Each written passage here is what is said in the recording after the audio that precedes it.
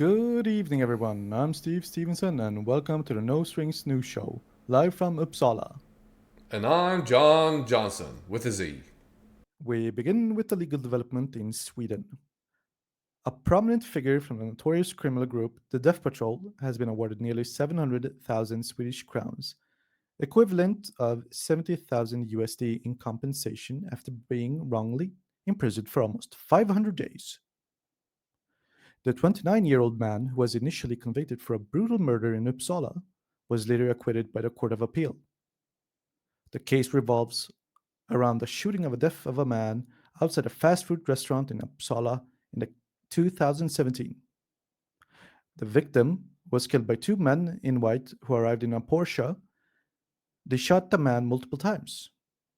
After 6 years of investigation, a breakthrough came when a life sentenced inmate claimed the 29-year-old man had confessed to the murder. New forensic methods also helped link him to the crime. But if he was acquitted by Court of Appeal, why is the compensation being awarded? Great question, John. Despite his initial conviction, the Court of Appeal ruled that there wasn't enough evidence to hold him guilty, so he was eventually acquitted.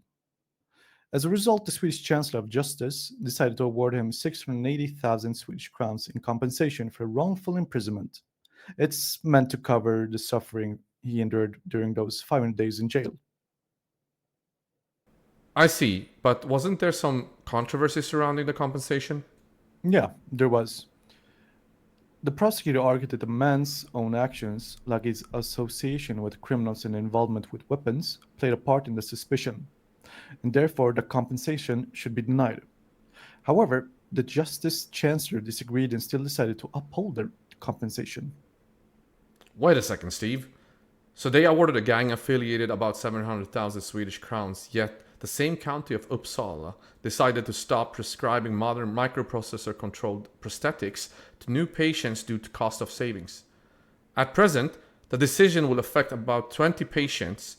Our next story, coming out of Bowling Green, Kentucky.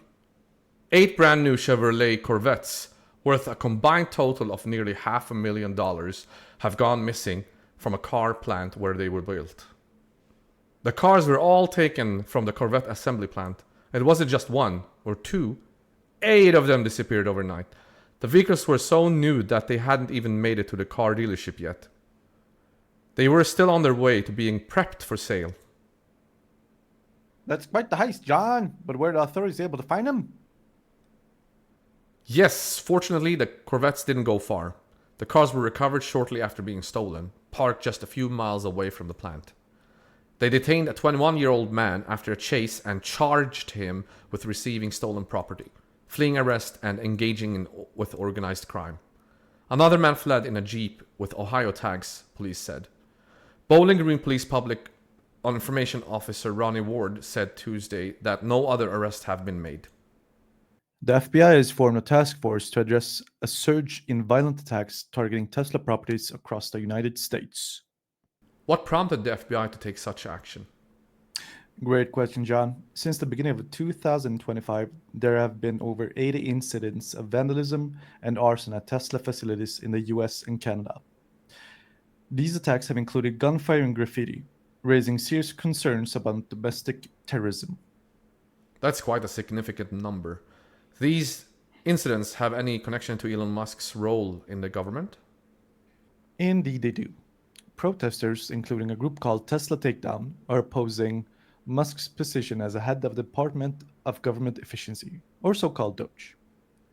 The group has organized demonstrations at nearly 300 Tesla showrooms nationwide, accusing Musk of undermining democracy. So these attacks are politically motivated? Yes, that's correct. The FBI task force, in collaboration with the Bureau of Alcohol, Tobacco, Firearms, and Explosives, is working to investigate these incidents and prevent further violence.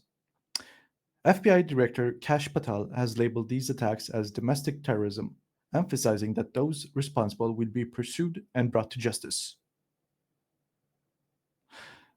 Just recently, multiple incendiary devices were discovered at a Tesla dealership in Austin, Texas, prompting immediate FBI intervention. Additionally, a man in Florida was arrested for allegedly attempting to drive his car into a group of protesters outside a Tesla showroom. How has Tesla's leadership responded to these events? Oh, Tesla CEO Elon Musk has condemned the violence, referring to those responsible as psycho, and urging them to stop. Despite these challenges, he and President Donald Trump recently showcased Tesla vehicles at a White House event, where the president announced plans to purchase a Cybertruck for his granddaughter. We have a delightful update as the last news from New Zoo and Adventure Park in Green Bay, Wisconsin. Two North American river otters, Louis and Ophelia, recently escaped their enclosure during a winter storm, embarking in a snowy adventure that has both amused and concerned zoo officials. And a skip during a snowstorm, huh? Sounds like these others were just trying to make snow angels. How cute. But seriously, John, how did Louis and Ophelia manage to break out? Quite the daring duo, Steve. They enlarged a small hole in the buried fencing of the enclosure, making their getaway during the early mornings of March 20th. Zookeepers discovered their absence during morning rounds and immediately initiated search protocols. I guess they were just utterly bored, huh? And wanted to explore. But have they been spotted since their escape? Yes, indeed. Security footage and public sightings have captured Louis and Ophelia sliding joyfully through the snow, exploring nearby bodies of water and occasionally returning to the zoo's perimeter. Their tracks suggest they're staying close to the familiar grounds. Zoo officials assure that Louis and Ophelia are not dangerous to the public and are unlikely to approach humans. They're accustomed to their natural habitats and are well suited to Wisconsin's climate. So, what's the plan to bring them back home? The zoo is actively monitoring the situation with the help of professional tracker, motion activated cameras, and public assistance. They're encouraging the community to report any sightings with photos, videos, and location details to aid and safe return of Louis and Ophelia. Well, it seems these otters are giving the phrase slippery as an otter a whole new meaning. Let's hope they decide to come back home to the zoo soon. We end today's segment with a visual update on Louis and Ophelia Snowy Escapade. Here's a video capturing their adventure.